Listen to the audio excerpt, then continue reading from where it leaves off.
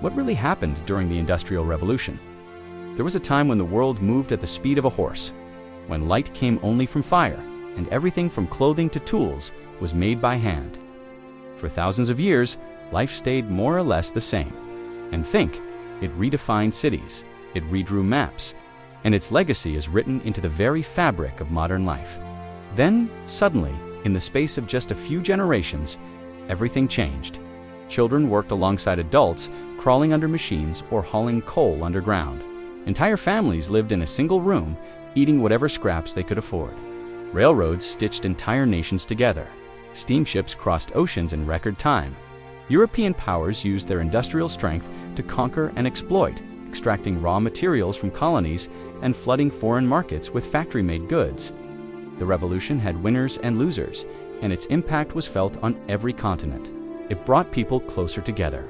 It lifted millions out of poverty, but it also introduced new challenges: pollution, climate change, inequality, the loss of traditional ways of life. Telegraph wires sent messages faster than any horse or messenger ever could. A global economy was being born, one powered by speed, steel, and sweat. It was a turning point, one that redefined what it means to be human in a rapidly changing world. While factory owners amassed wealth, workers became parts in the very machines they operated. Who pays the price for innovation? And what happens when the machine never stops? And worked in small family groups. Travel was slow, education was rare, and the idea of industry as we know it didn't exist. Suddenly, products that once took days to make could be made in hours. People moved by the thousands from the countryside to growing cities like Manchester, Birmingham, and London. These cities weren't built to handle it.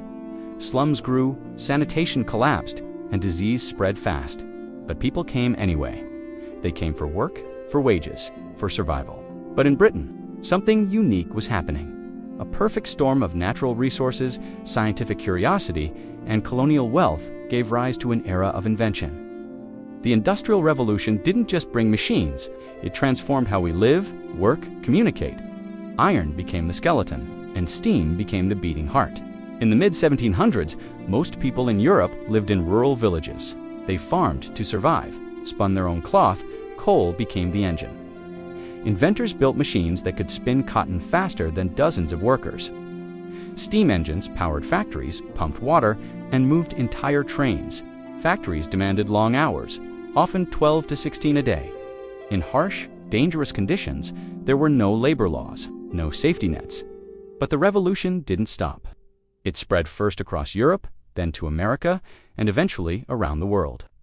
Industrialization brought incredible breakthroughs: new medicines, better transportation, mass-produced goods. But it also fueled empires.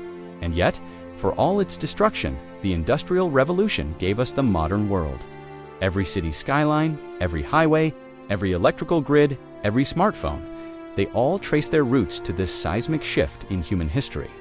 The same steam and steel that built civilization also sparked the biggest questions we still face. How do we balance progress with humanity? The Industrial Revolution was not just a moment in history, it was the age that changed everything.